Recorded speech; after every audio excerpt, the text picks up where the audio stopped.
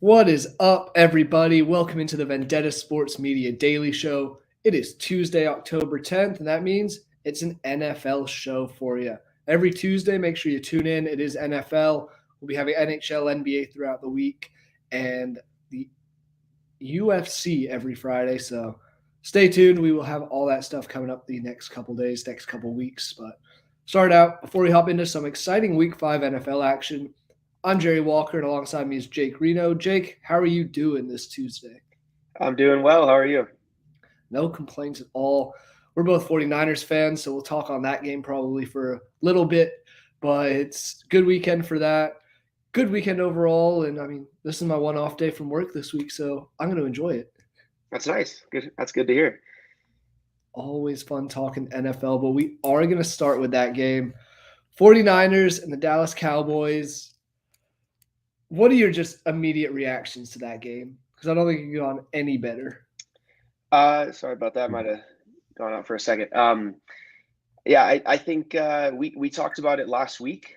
It's something that we touched on, and we mentioned how important that game is for the NFC as a whole. Right, we really get to see where these teams truly stand, and could not have been better for the 49ers. They dominated them on every single aspect of that game. Just terrible outing for the Cowboys. Awful. I mean, even our punter was getting highlights that game. I think he pinned them within the 5 twice. Just brutal outing for Dak. Tony Pollard had a rough game. CeeDee Lamb didn't see a lot of action. Their defense got dog walked the whole game. And honestly, from the very first drive of the game, 7 plays, 75 yards for Brock Purdy and the boys, ended up being a touchdown for George Kittle, who hadn't gotten one all season. And just that, the flow of the offense on that drive alone, I remember looking at my friends saying, yeah, this one might be over already. They looked that good on the first drive. Yeah, it was remarkable. And for a guy who hadn't scored a touchdown yet this season, George Kittle, there's always that feeling of he was going to eventually have his breakout game, and that's what it was on Sunday night. 3 touchdowns, 3 receptions, 67 yards, and Brock Purdy, you got to credit him for that first one, who's just found him wide open and just put a ball perfectly where he needed to be. Yep. And we saw last season when Lance and Garoppolo were hurt. This kid comes in, no expectations, and George Kittle literally had a career season last year. He most receiving touchdowns of his entire career. Brock loved throwing to Kittle last year, right? That connection was special. Looks like they kind of rekindled that a little bit this week. And like you said, yeah, Brock felt the pressure. He rolled out. Kittle ended up getting himself open, and Brock hit him right there. And then that second touchdown pass on that like double flea flicker, that was awesome. Great play.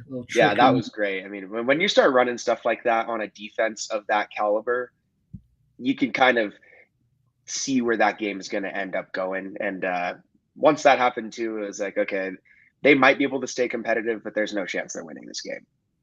Yeah, because I mean, you look at it, the Cowboys had given up 41 points in their first 4 games. Yep. Niners put up 42 on them. In one game, yeah. You look at that Cowboys schedule, and it's really not that impressive. It's the Giants, the Jets, Cardinals, who they lost to, and then the Patriots. Maybe, and I don't believe this completely, but maybe we were overlooking or overhyping up the Cowboys and their defense, especially as they're this super good team. When you look at it now, 5 weeks into the season, the one good team they played, they were battered. Mm-hmm. And the teams they've beat just look worse and worse every week. We'll get into the Jets and the Patriots a little bit later, but these aren't necessarily good wins. It's more they've got a lot tougher games coming up ahead of them. Definitely. Yeah, they definitely do. And, a lot of people were saying that this is their first real test of the season. And like you said, I mean, we texted right after the game, and it was just like, this was just pure domination on every level. I mean, there's just all you can say about it. And I still do like some of the Cowboys players. I respect some of these guys. They are great players. It just seems like when the moment is too big, these guys just crumble. And I want to read something from Micah Parsons, who I actually really like as a player. He has his own like solo podcast that he does, and I don't understand it with some of these guys. It's a little delusional. But he said, I don't think the 49ers are at a higher level than us. I think we're the same caliber playoff team, same talent, same standards. I just feel like we need to reconsider and fix some things. The score doesn't really show what happened out there. What do you think about that? The score doesn't show what happened. I mean, if the score doesn't show what happened, I don't know what they were expecting the score to be. You lose by 32. 49ers had 421 yards. Cowboys had 197. So there's that. Your defense, that was arguably the best in the league coming in, doesn't get any stops. The offense doesn't do a single thing. You could play this game 10 times, and the Niners would probably win all. I don't want to say all 10, but win at least 9 of the 10 of them. Yeah, if it's these two teams playing in this game, whether it's Dallas or San Francisco, it doesn't look like they're very close. And I mean, I'm still not even considering the Cowboys as one of the top 3, maybe even 4 teams in the NFC. Yeah. After the performance, even before I was a little skeptical, but I still think obviously Eagles and Niners, 2 undefeated teams left. Detroit Lions, who we'll touch on in a bit, and even I might throw out like Seattle has their moments. Yeah. There's a couple other teams that have their moments that I think if they play the Cowboys, those will be very exciting games. Mm-hmm. We all know same Cowboys thing. It happens every year. Somehow sneak into the playoffs and get beat in the first round. I just don't. I mean, maybe you could help me out. I just don't understand why they do this to themselves, though. It's like if you took a bad loss, take it on the chin, get back to practice, and try to figure it out. But there's no need to make up excuses and still, claim all these things that probably aren't true, because adding to some of the ridiculous stats that you brought up, right? The Niners were 4 for 5 in the red zone. The Cowboys were 0 for 0. Yeah. Didn't even make it to the red zone, right? 25 first downs to their 8 first downs. Dak had 3 interceptions. I mean, one of them Gibson was just waiting for it. Oh, yeah. Right? I mean, it just went straight to him. We had 3 rushers that outrushed Tony Pollard, one of them being Deebo Samuel, who's a wide receiver, right? 3 guys that outreceived CeeDee Lamb. I mean, it's not even comparable on stat-wise, and it's not even close. And to say that it is just, it's not even bias, it's just delusion. And that's one of the big things as well, is it isn't through the first 4 games this season, we've seen it pretty much McCaffrey, Deebo, and Ayuk are the 3 guys that are really gaining yards for the Niners. None of them even led the team. Mm-hmm. It was Mason who led the Niners with Jordan Mason, who had 69 yards, the leading rusher. McCaffrey only had 51. Both of them had a touchdown. Mason did have that long one to kind of put the icing on the cake. Yep. Ayuk finished with just under 60 yards receiving. Deebo just under 60 yards.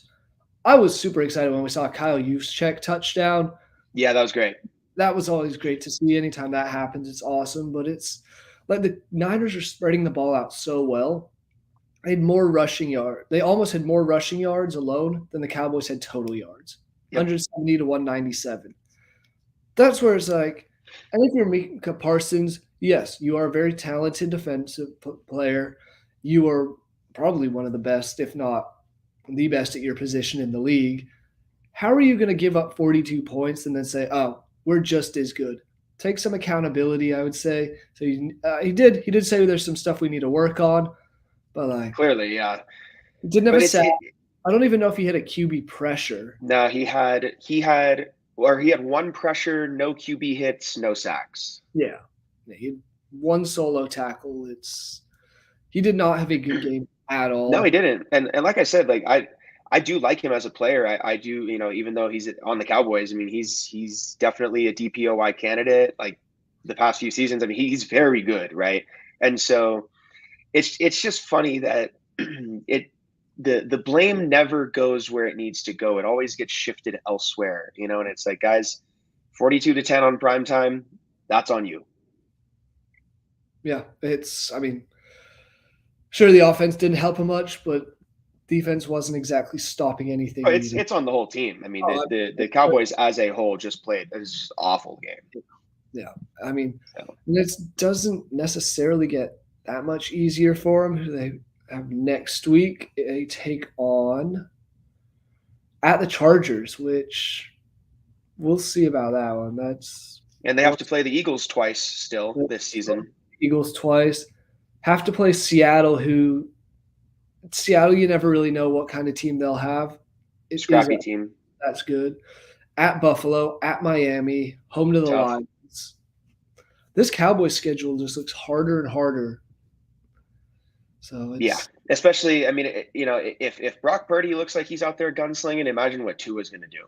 Oh yeah, Tua, Right. Josh Allen. I mean, yeah, it's they'll have a field day.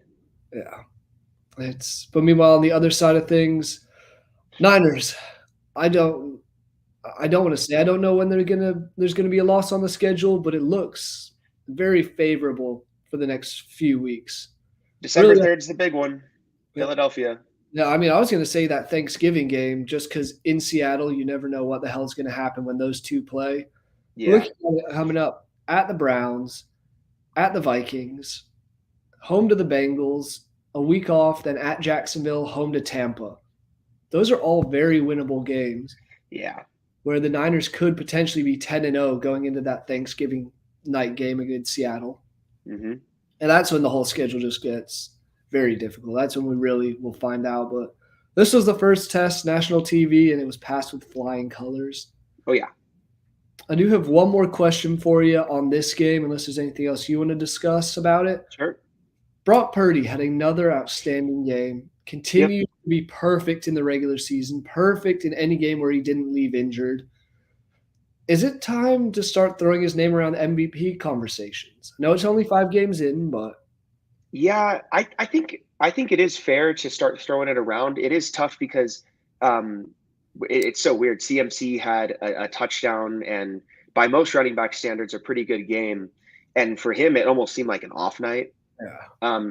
But I was happy with that because I hate the usage of CMC. I think he's for sure going to get hurt, right, at that usage rate. So I like to see him, rest on the sideline, take some snaps off, get the pressure off of him. But I think if CMC and Brock Purdy do play at this caliber the whole season, we have 2 MVP candidates on this roster. I think that's a very realistic thing to say.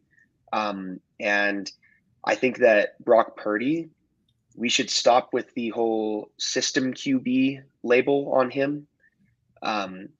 He makes his own decisions out there. Yeah, Kyle Shanahan's a master play caller, and he has crazy weapons on the field. But when you see his poise in the pocket, that the pressure doesn't affect him a lot. He's good at rolling out, finding targets still. He can make plays on his own. I think the whole system QB thing needs to go. He's truly one of the better quarterbacks in the league. Yeah, I agree. I mean, we've seen it. If he was a fluke, he would have been found out come this season. Hasn't been so far. Like I said, still perfect. Mr. Irrelevant is definitely Mr. Relevant. Oh, yeah. Love to see that. Do you have anything else? I do have one final question that I just thought up of. No, I think that was really it. I mean, I think the narrative should change around him. I think we have been number 1 in the power rankings the past couple of weeks. So there's no, the Niners are frauds narrative, but Brock Purdy's legit. And I think that game might have put some people on notice. And the next few weeks, he's definitely going to be able to maybe stat pad a little bit. Yeah. Did you want to see, just my final question on this game, did you want to see Trey Lance get some snaps? I think that would have been funny. That's about it. I think it would have been funny. I think the fans there would have gotten a lot of enjoyment out of that. They were chanting for him to get in. I heard the Trey Lance chants. It's just, it sucks for him. He's watching his replacement destroy the team he got traded to. Cooper Rush gets some snaps. You could kind of see that coming. I think he should have gotten some snaps, though. I think the more that Trey Lance just sits, the more that he won't be an NFL caliber quarterback. I mean, you can't just sit and be injured for multiple years in a row and then expect this guy to go out and be a consistently good player. It doesn't make any sense. So, I think we traded him to the right place. I don't really see him getting playing time anytime soon. And, you know, he just got out. That whole team's got outclassed, and he just sat there on the sidelines with the iPad, you know, and the headset on. Yeah, So, don't disagree with you on any of that stuff. It's just, I know I was against the whole trading up and getting Trey Lance from the get go. Whole reasons you said, didn't play much, and when he did in college, it wasn't exactly like he was playing the toughest of FBS competition. He was playing in North Dakota State. They dominate everybody every year pretty much anyway, so yep. wasn't a huge fan of that. Yeah. We are going to move on from that game, as good as it was. Monday night's game was not that good. Let's put it No, out. tough to Green watch. Packers and Las Vegas Raiders. Raiders ultimately get the win 17-13, but the story had to be Jordan Love and how bad he was. 182 yards, 3 interceptions. I just don't know. I don't Yeah. where they go from here. It just looks from bad to worse. Yeah, it kind of seemed like he did his best Dak Prescott impression following that primetime game. Just, you know, under 200 yards, no touchdown passes, 3 interceptions, like a 51% completion rate or something like that. And as much it's as much as it seemed like Josh McDaniels was trying to lose that game for Las Vegas at some points, just couldn't find a way to win. Devontae Adams had, I think, 1 reception in like the third quarter or something.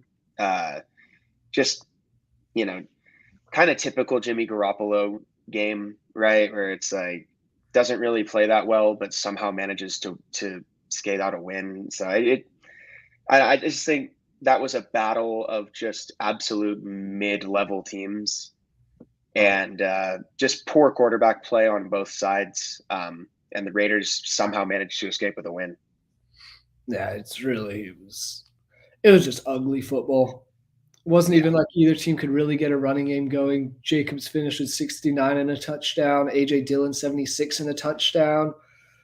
But it was sure they're both bound to score anyway, with considering their quarterbacks. As soon as you get close, you let them go, see what happens. But I will defend Jordan Love a little bit in this aspect of, you saw the receivers Aaron Rodgers has had in the past. You look at his receiving core now. Leading receiver was Christian Watson. Yeah. Then Luke Musgrave, Josiah Deguara. I've personally never heard of any of these 3 guys. Yeah. He doesn't exactly have the names like Devontae Adams on the other side. Even when he was at the Packers. Oh God, why am I blanking on their name? Randall Cobb, Jordy Nelson at times. The ones that we've seen Packers receivers in the past be pretty good, apart from last year. But now it's just whole new faces, new quarterback, and it's not going so well so far. Yeah, and I think like 2 things can be true at once with him. I was going through some videos last night, and I saw this guy, and you know how betting models work. They're all on the computer, but he basically wrote out a betting model on a pen and paper to really show you how to break it down. And so Marcus Peters on the Raiders typically plays on the left side of the field, right? And so he was showing you like the percentage of snaps that he lines up on the left side, and then where Christian Watson's going to line up and where Romeo Doubs is going to line up for the Packers, right? And so basically what the conclusion he came down to was try to feed Romeo Doubs the ball a little bit more, right? Because that could find some success for you, because the Raiders were playing 2 backup DBs yesterday. They were splitting snaps. And it just kind of seemed like he just couldn't really figure that out. And Romeo Doubs has shown flashes of being a pretty good wide receiver. He's made some pretty big plays. So if he can find a way to get Watson and Doubs involved equally, I feel like those 2 could actually be kind of a dangerous duo, because Watson had almost 100 yards receiving last night, right? Or more. Yeah, he had 91 yards, Watson, on 3 receptions. Yeah, so I mean, he didn't play a terrible game, but I just think I don't know. Jordan Love he just looked a little lost out there, and that's not a great defense. I mean, Max Crosby was a nightmare last night for him. Right? He had a great game. You could definitely tell that he was getting in his head a bit. But other than that, I mean, I don't really think there's too many excuses for last night's performance. No, not at all. It's bad quarterback play, bad teams all around, and I think both of these teams are in trouble considering the divisions they're in. Hmm. AFC West really runs through the Chiefs. The Broncos aren't exactly very good. Them and the Raiders are going to be fighting for that bottom of the division. I Yep. saw something. I think they play week 17 or week 18 now is what it is. But they play last game of the season. Loser of that could ultimately end up with a top two, top three pick. So the Yep. tank bowl, Could be. other version of it. We've seen the Broncos play a lot of those tanking games recently, which Yeah. touch on it, but gonna stick in the NFC North. Big news from the Minnesota Vikings. Justin Jefferson is out. Suffered an injury this weekend at home against the Chiefs. How big of a loss do you think that's going to be for him? Because he is arguably the number one wide receiver in the league, and they now have a very tough schedule ahead of them. It's just I mean, it's a detrimental loss, right? It's just one of those things where if you're a Vikings fan, you just want to run your head through a wall. I mean, you know that like you said, they play the 49ers week 7. You could almost book that as a loss. You got your number one guy out and a team that has not scored less than 30 points all season. You know, that's tough. And obviously the Lions are playing well in that division. And if you're, Kirk Cousins, who's had a pretty good year so far, right? They just haven't been able to get in that win column. You're missing the number one, arguably the number one guy in the league. It's just there's really not much you can do, right? If they're losing when these two are healthy and connecting and playing well together, imagine what's going to happen when that connection's not there. So It could potentially get very, very ugly for the Vikings. And I've already seen stuff of going around of, oh, is it time for them to move on from Kirk Cousins, trade him, and kind of reset? Because you don't want to waste these guys' primes. But my issue is the loss of Jefferson. He has 571 yards through 5 games. Second leading receiver is TJ Hawkinson, 254. Addison with 249. So it's Jefferson is more yards than the next two guys combined. yeah, It's not. It's going to be a rough stretch for the Vikings over their next 4. As you said, Bears, Niners, Packers, Falcons, and that's at minimum of how many games he's missing. He could potentially miss more. They're going to do an update on him at that point. It could be rough. yeah. I mean, it's already been rough, right? and it's just one of those years for them, I guess. I don't know. I think they're playing below expectations right now, and you take a hit like that, like the Jets did with Rodgers. I mean, there's almost no coming back from it. Yeah, it's brutal. And I mean, like you said, Kirk Cousins, number 2 passing guy in the league. Jefferson, number 3 receiving guy in terms of yards in the league. Have the second highest sacks. Daniil Hunter with 6. So it's all around a strong team. It's just results are not falling their way. And when you lose a key playmaker like Jefferson, it's got even more of an issue coming up in terms of finding luck in your hands. But Oh, definitely. Yeah. say there is a team who I don't know if it's been luck or if it's finally good karma coming their way, but the Detroit Lions look like they're going to run through that NFC North. Hmm. Yeah, clear front runner in that division, especially with Jordan Love playing it inconsistently, right? The Bears are awful, and Jefferson just took that injury. I mean, this opens up the window for them, right? I mean, it is wide open for them to win this division. The Bears are going to continue to play terribly. They don't even need to worry about them. The Packers, right? Like we mentioned, just very mid team. Don't really need to worry about them. And then the Vikings have the potential to take 3 or 4 consecutive losses over the next few weeks. The Lions just got to play some decent ball, and they could find themselves on top of that division and a postseason berth for sure. Yeah, I really like looking at their schedule. Hasn't been the easiest so far, but isn't difficult by any means. Their one loss was to Seattle, kind of one of those weird games. Beat the Chiefs, which I think if you run that one back, Chiefs would probably beat them.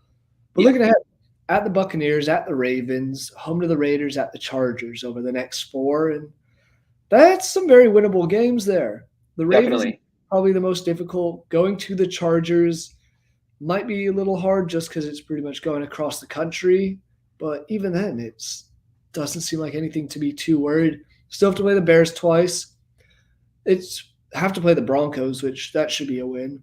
I think Yeah. the I game mean, play should be a loss for them. Then you look at the last 3 is where it's really going to kind of decide their season. At the Vikings, at the Cowboys, home to the Vikings.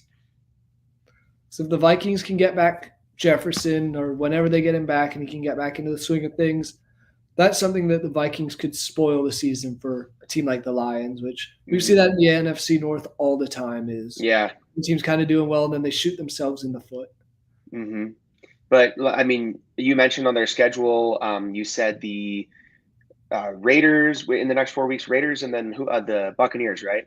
Yeah, Buccaneers Are in that mix. Yeah. And then I heard Bears twice, Broncos. I mean, in my eyes, if they're playing just even like decent football, Yeah. that should be 4 or 5 wins, Absolutely. right?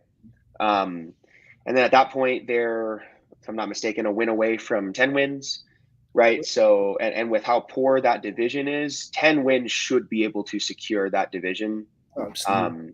But you are correct in saying that those 2 Vikings games are very important. They need to win at least one of those. Yeah. It's So gonna be something interesting to see. The other question I have surrounding the Lions is the whole Jahmyr Gibbs situation. mhm. Because he hasn't really lived up to his hype. I want to say he was the 12th overall pick? Yeah, he's a Something high pick. high pick in the draft. He only has 179 yards in 4 games. Montgomery missed the first game as well. And here he is 371, 6 touchdowns to 0 touchdowns. I don't know if it's time for that. What's happening with Gibbs? I know he might be injured now. It's a hamstring apparently, but I don't know. It's not looking good for him at the moment. Do you think it was a Yeah, mistake drafting a running back so early? And is this why we never really see running backs get drafted this early? yeah, it could have been. I mean, it sucks because I feel like a lot of these running backs, I kind of, it's like I do and I don't feel for them. It's like, oh, boohoo, $12 million. But at the end of the day, though, these dudes do get hit a lot, right? They get hit really hard. They get some nasty injuries, and some of these guys have extremely short careers, right? And then because of injuries, they miss that big contract, and they kind of put their body on the line for not too much in comparison to some of these other skill positions. And so it just sucks because the market is so weird right now. We just saw Jonathan Taylor get that finally get that extension that he was holding out for, right? But a lot of these guys, they get hurt young, and then some kind of payday or extension comes around and they don't get what they want, and it messes up the market for other guys. And these running backs getting drafted so high, there's a ton of expectations around a high draft pick, right? You expect them to at the very least be a decent player, and when it doesn't pan out, it messes things up for more than just that player. But if you're the Lions, I mean, you got to stick with it, right? At least for right now, you got to try to see it through and just hope that it's not a complete bust. Yeah, I agree. I mean, I think it's too early to go completely away from him, but it just hasn't looked as you'd want it to with a guy drafted that high, and it is the toll of running backs getting hit a lot, and also David Montgomery, which I was surprised he was still even in the league. I feel like he's been around for quite a while now. He Yeah. knows that division so well from his time at the Bears that he is a great fit there, and I think he could do a lot with that Lions offense. Yeah, definitely. I mean, I think that's a solid, solid addition to that team. But sometimes it happens with these draft picks, and the Lions have had a lot of high draft picks over the years because they've been such a bad team. And for the most part for them, it really kind of hasn't worked, right? Yeah. I mean, up until just a season or two ago, nothing has seemed to work for that team at all. It seems like all their draft picks have not panned out, and it's just it almost feels like that it's just a cursed organization. It really might be the Lions, the Browns. Whenever they're good, it feels like something's wrong with the world, and Yep.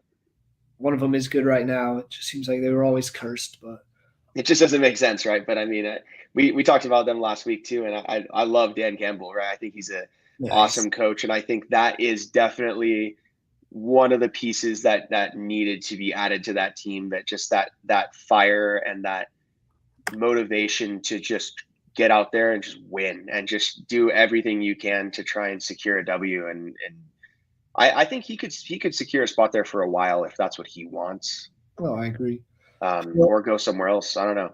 yeah.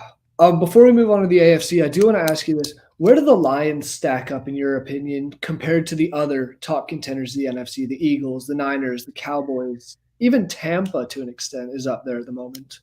Well, I think the Niners and the Eagles clear them without a doubt.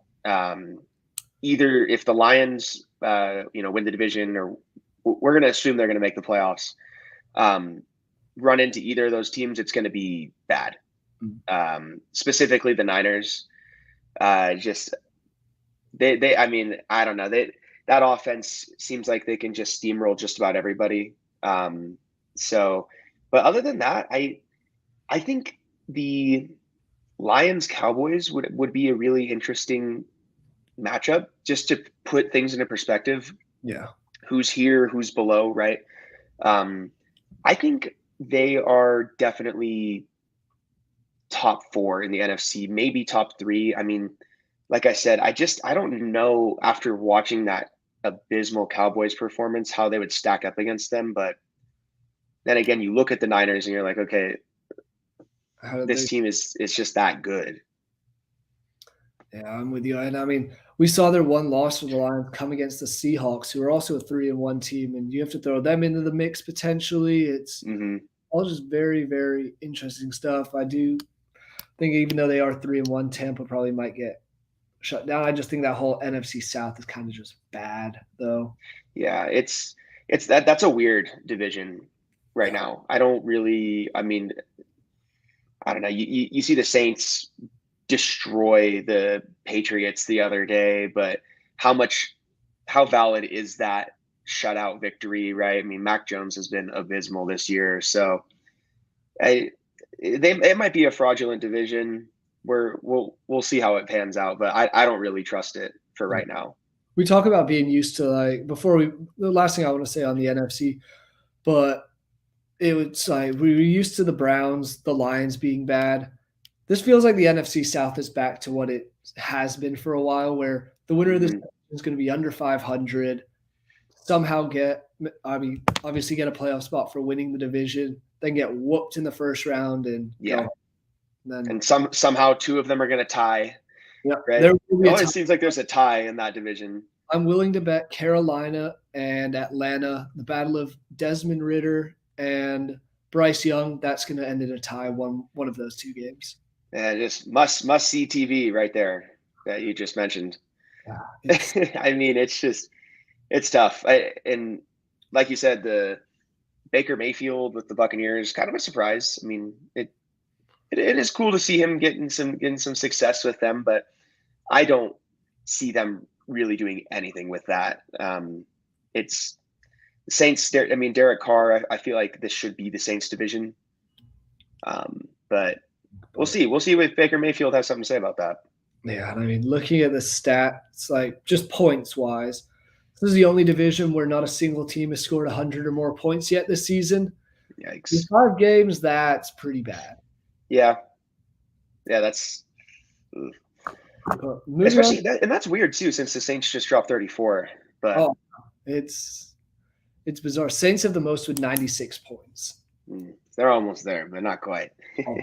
Hey, it'll take a 6th week, but yep. Moving on to the AFC, and one team that's just not been good and lost another key player, ended up winning the game against a poor team, but the Jets. You mentioned the Jets lost another first-round pick in this weekend's game against the Denver Broncos, and tell us more about that one. That's a bad Elijah loss. Vera Tucker, offensive lineman out of USC, I believe.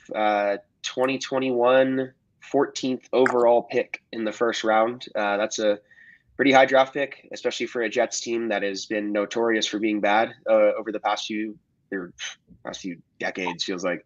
Yeah. So that's a high draft pick. That's a position that they really needed to pan out. It's a very below average offensive line. So he was definitely the best offensive lineman on the team. He went down with an Achilles tear, exactly like Rodgers, and that was confirmed yesterday by Robert Saleh. And the crazy thing is last season in Week 7, the Jets played the Broncos, and he injured his tricep that ended up ending his season. So 2 season-ending injuries against the same exact team in about getting close to the middle of the year. He just can't stay healthy. It sucks to see that. He's missed a ton of time. I mean, he missed 10 games last year. He's going to miss 12 this year. And he's young. He's like 24 years old. So that's a huge blow to an offense that's already basically been knocked out. I mean, Rodgers exiting the season effectively ended it. Yep. And with Zach Wilson being as inconsistent as he is, with even less protection, you can't really expect too much out of him. Yeah, they beat the Broncos, but as we all know, the Broncos are just laughably bad. So it's looking tough for the Jets. Any playoff chances that they might have thought they had, I think just went out the window. Yeah, and it gets a lot easier this upcoming weekend for the Jets, taking on the 5-0 Philadelphia Eagles. So. Yeah, I mean, pretty safe to say the Eagles will stay undefeated. After that, they have a bye, and then it's the game of the season for New York football fans. Jets at the Giants. God, what a dumpster fire that game's going to be. But yeah. Back on the Jets, that is just another loss of another player that they kind of don't need. It won't help them win games, but it'll definitely help them stay more competitive and all that kind of stuff. Now their running game is going to be affected. Breece Hall finally kind of had a decent-ish game. Finally scored a touchdown against the Broncos this season. So his first. Dalvin Cook hasn't looked up to anything like I thought he would. I was much higher on him. I thought he was going to have a bigger role, but that all kind of everything about the Jets offense went away when Rodgers got hurt. Yep. But looking at this game itself, there was a whole second underlying story to this one. Nathaniel Hackett, the New York Jets head coach, was the head coach of the Broncos last season.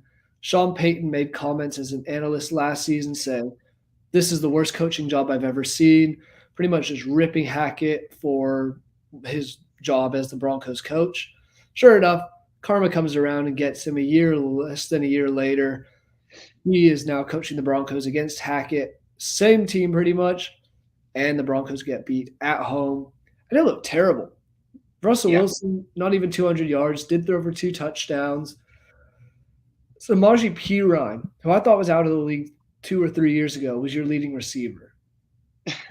This Broncos team was bad in every aspect. Got a safety for intentional ground. He was 5-7. If the game finished 5-7, that would summarize these two teams perfectly. Yeah, I mean, you start to wonder, was it really Hackett's fault? And sure, you can put some blame on him. Play calling wasn't good. Preparation for games wasn't good. You could throw the blame around different areas, but I think when you really look at it, though, Sean Payton before was considered to be a pretty good coach, right? And had some success with Drew Brees. And this is going to lead into another topic of ours, but it looks like Drew Brees may have carried Sean Payton's legacy a little bit, right? With his amazing quarterback play.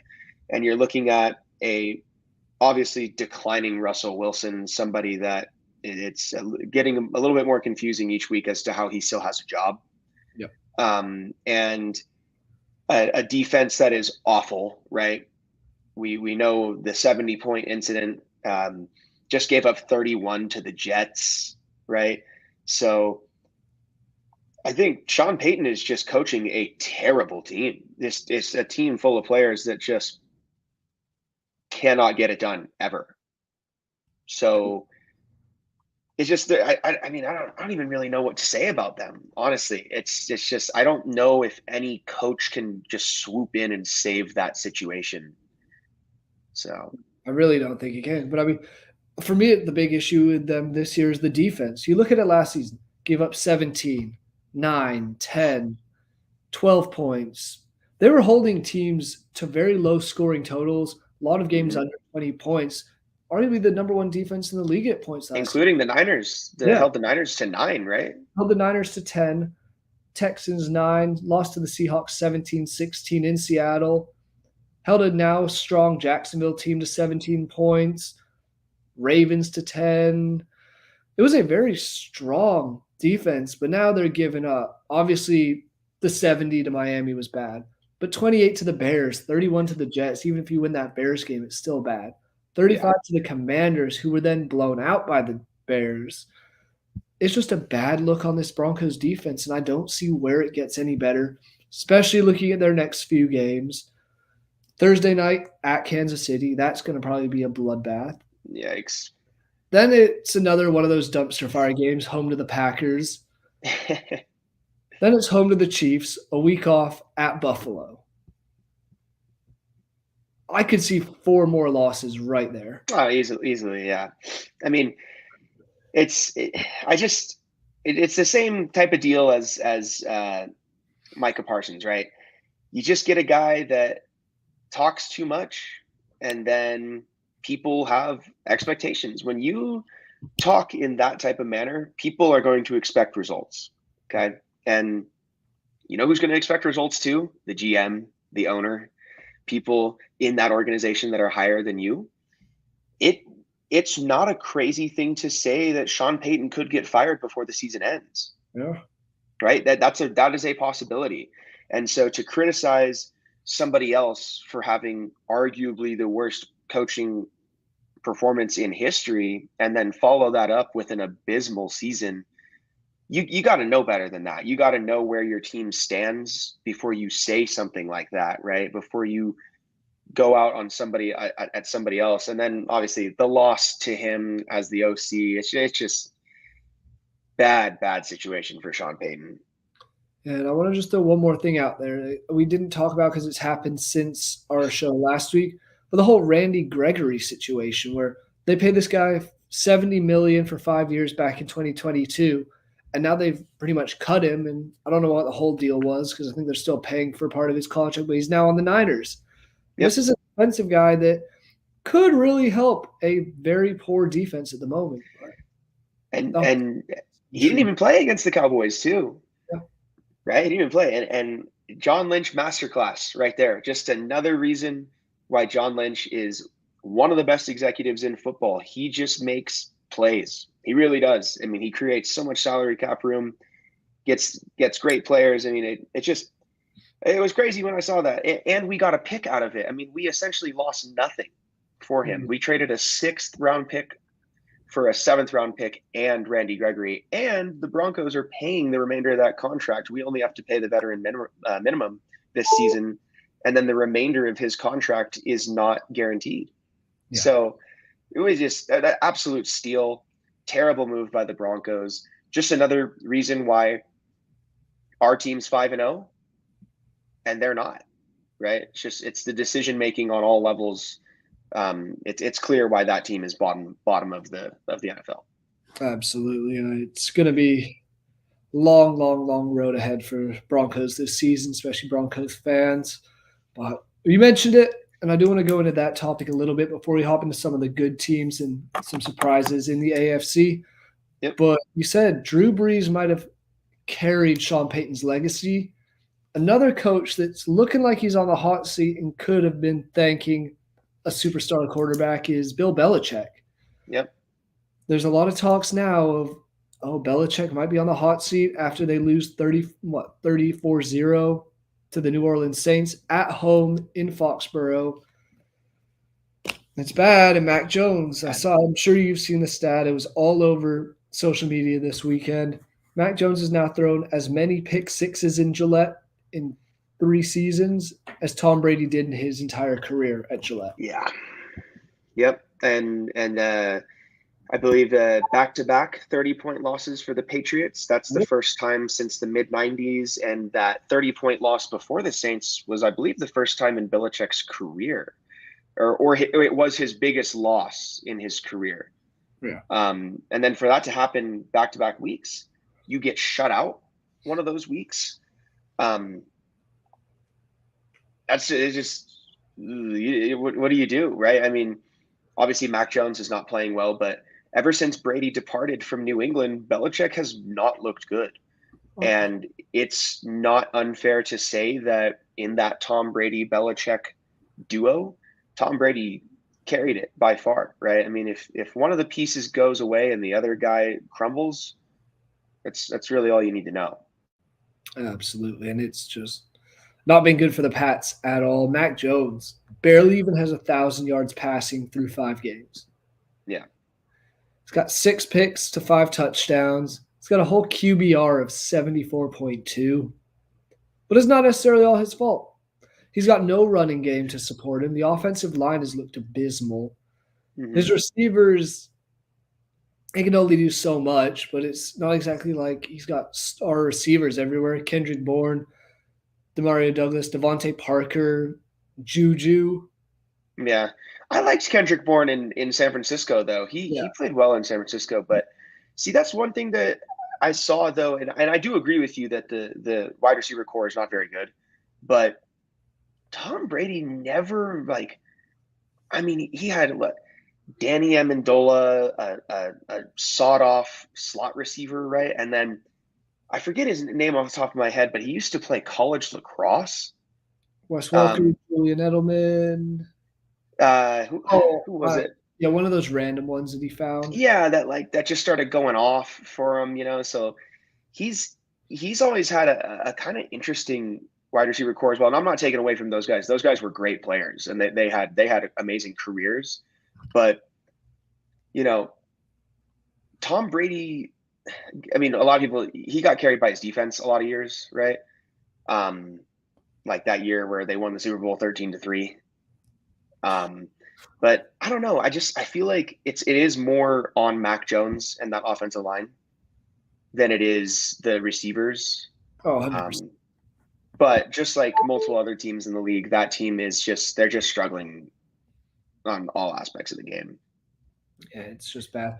But that brings me to my question of, do you think Belichick's on the hot seat more or less so than Sean Payton?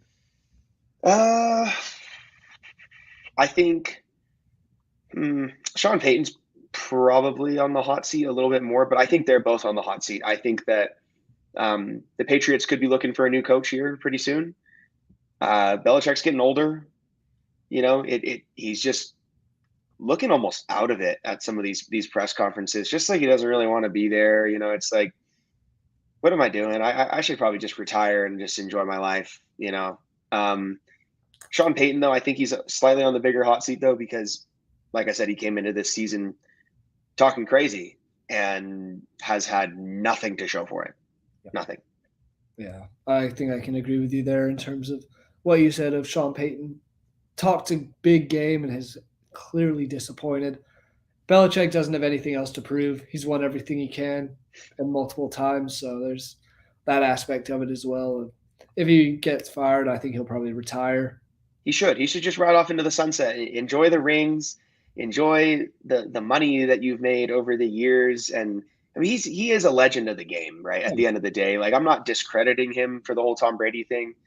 He's going to go down in the Hall of Fame easily, right? I mean, there's a ton of amazing things you can say, and I think you should just enjoy it. I hate when some of these guys they try to ride it out a little longer and they start kind of tainting their legacy with these bad seasons after a ton of good ones.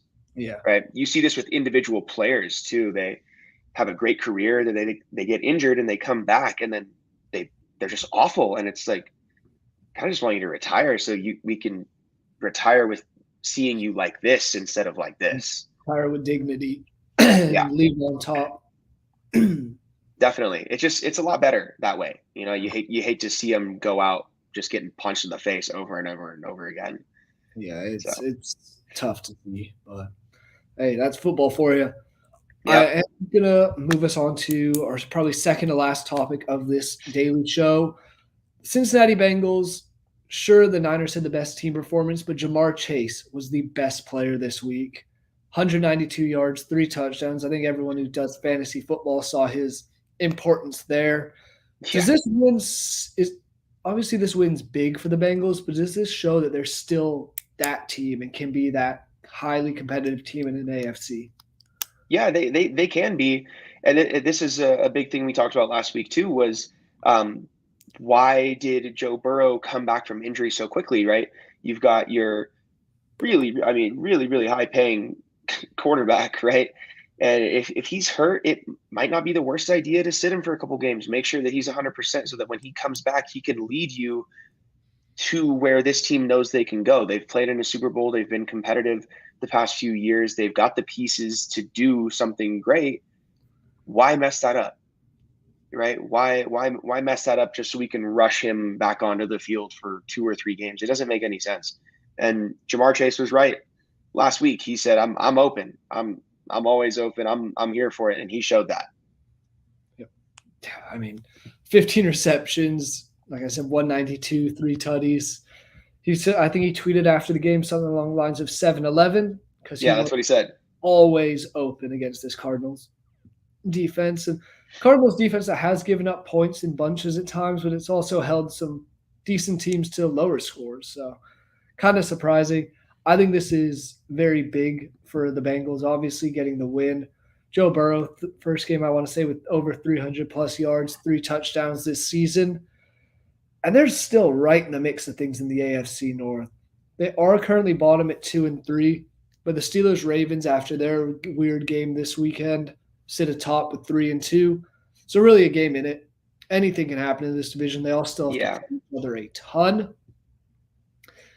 So I'm not overly worried about the Bengals at the moment, but I think this is a very, very good sign of things to come and what could happen next. Step in the right direction for sure. And that division is pretty open, like you said. So they're definitely not out of the fight yet. Not at all. They've got plenty of football left to play. And if Burrow and Jamar Chase can continue to connect on that somewhat close to that level, I mean, that was a career game for him. 15 receptions, I think, was the either tied the franchise record or broke the franchise record for receptions in a game. But that's who we were expecting to see, right? And we finally saw it, and I think they finally saw it and go, okay, we can do this again. I mean, they'll have a big test this weekend to get home a game against Seattle. Then I want to say a week off at the Niners, home to the Bills, home to the Texans. I'm looking at the next 4, but realistically, there's 3 winnable games in there. Maybe just 2, depending on the Bills. But the Bills, as we're about to hop into shortly, haven't looked like themselves. So I do like Cincinnati's chances, and they still have to play. Sure, they lost to the Ravens in a close one, blown out by the Browns. Those 2 games I can see going opposite directions. So they still have to play at Baltimore, Steelers twice, and then they end the season home to the Browns, which if you need a win to make the playoffs, whether or not Deshaun Watson's back and healthy doesn't really matter. Give me Joe Burrow in week 18. Definitely. Spot on the playoffs in line. Definitely. Yeah, I agree. That's with their backs their backs against the wall, I could definitely put more trust in the Bengals than the Browns. Yeah. Moving on to that other team I just mentioned, Buffalo. They did not look great again this weekend. Nope. No, they did not. Obviously, it's a game in London, which the Jags always have an advantage. It's like their second home. But also the fact that I think this is kind of a slept-on aspect of this game. It's the second straight game there. They've now been there for 2 weeks, have gotten used to the time change and everything about the jet lag stuff, which goes away sometimes early and quickly. Sometimes it takes a couple days. The Bills, on the other hand, played a game last weekend, had to fly out there this week. So definitely probably feeling all of that more. And they're complaining about the field, saying it's like playing on concrete turf. I've heard that, yeah. Which, not overly surprising. That's why they don't play on turf in the UK for any sport. Football is played on grass there, proper football. But it's one of those things. kind of weird to see. So, what are you taking away from this game? Are you concerned about the Bills at all? Yeah, tough loss, like you said. I do think that all those aspects that you mentioned are definitely valid. And one thing though, they had 29 total yards of rushing. Yeah. So not a great performance, right? I mean, it's just nothing going on the ground game. Got to leave it to the passing game at that point, and clearly that didn't work well enough. So they lost the game, and it just doesn't look like the Bills that we've seen in the past, and that we've known them to be super competitive with the Chiefs and other teams around the league. You know, a couple AFC Championship appearances, and divisional game appearances, all that stuff. But they they just don't look that good right now. They don't look like their normal selves. They're almost in a funk. Yeah, it's really weird to see because obviously they started the season with that bizarre loss to the Jets. Yeah, Then they come out and put up 38, 37 on the Raiders Commanders. Then the Dolphins last week, coming off a 70-20 win, Dolphins get blown out by the Bills. Now they go and play Jacksonville, who really isn't a great team. They're not a bad team by any means. I think they'll still win the division. But then you lose a game like that, and it's like, what the hell is kind of happening there? it doesn't make any sense. It really doesn't. I almost forgot about that too. They just they dropped 48 on the Dolphins because offensive explosion, right? And then 29 rushing yards to the Jaguars. It's such a weird sport sometimes, This season, I want to say, more than others in the past, has just been bizarre all around. and that's why you got to put a lot of respect on teams like the Eagles and the Niners, because the fact that they're able to be undefeated and play this consistently well really does prove something, right? And you're seeing that with the Bills right now. Destroy a good team in the Dolphins, lose to the Jaguars, right? It's just some weeks you, as a fan, you just shake your head, and there's no explanation for it. And I want to say, if anything history repeats itself. If anything happens like it did after they lost their first game against the Jets, go out and score 37 plus in the next three, could get out of hand in these next three. Home to the Giants, at the Patriots, home to the Bucks. Yeah. They're doing that against some decentish teams. They might come with a vengeance against these three. Yeah, on paper that's 3-0. Yeah. They should the Buccaneers will probably be the most competitive game. They should roll the Giants. I mean, they should roll that team, right? Teams have been having their way with them pretty much all year. And then who was it again? Besides the Bucs and Giants, Patriots. Yeah, they should destroy the Patriots. It's just two Giants and Patriots, two teams that have just been dominated on the defensive side, right? And their offenses have just been struggling more than anybody could have expected. So the Bills should definitely walk away from that 3-0, and it's going to be a fun race to watch the Bills Dolphins this year. Oh, absolutely. And I mean, you're looking at it. My other point on this one is Bills defense has been very, very good. Even in their losses, they haven't given up a lot of points. They have the second best point differential in the league, plus 79. Only the Niners at plus 99 have a better one, which that makes sense in its own right. But yeah, Bills offense is getting clicking at times. It's just every once in a while when they're not putting up 30 plus points, it's the defense sure still playing well, but it's that offensive aspect that's letting them down, which we haven't seen in the past, where they're putting up crazy points every week in, week out. Stephon Diggs is going for 2 touchdowns and almost 200 yards every game, it felt like. Week. So, still not overly worried. It is going to be a very, very tight and exciting race down the stretch. Do you want to know when they play again? Because, last game of the season, Dolphins hosting the Bills. So that'll be that may prove to be a very important game. Yeah. But on the other side of things, Jacksonville, they looked good. Did what they had to do, as always. Travis Etienne had a great game. Had him in fantasy for like 35 points, but 136 yards, 2 touchdowns on the ground. Calvin Ridley finished with 122 receiving. Trevor Lawrence, 300, a touchdown, no picks. So it was overall a great offensive showing by the Jags. And like I said, I still think they're my pick to win the AFC South. Colts looking iffy at times. And Titans, Richardson's hurt. yeah, Richardson's hurt. Sure, they got Jonathan Taylor back, but he can only do so much. Titans are the Titans. They're nothing special. That's just weird. And then the Texans, which I can't get a read on them. I do like CJ Stroud, but then they come out and lose a game like this 21-19 against Atlanta. So Yeah. They're gonna have to work out some things with their younger guys, and they do have a promising future with Stroud, like we've talked about before. But I don't really see it happening this year, which is fine. I mean, they're obviously in a rebuild. They've got a rookie quarterback, and he's meeting more than meeting expectations. So I mean, I think they'll be okay in the future. But yeah, the Jags do have a decent route to the to winning the division, and that win against the Bills, that was big, huge win for them. And relatively speaking, they have a relatively easy schedule upcoming. Next 3 weeks at least, home to the Colts, who will be without Anthony Richardson, as you mentioned. At the Saints, which can't quite get a good enough read on them. I know that's a primetime game.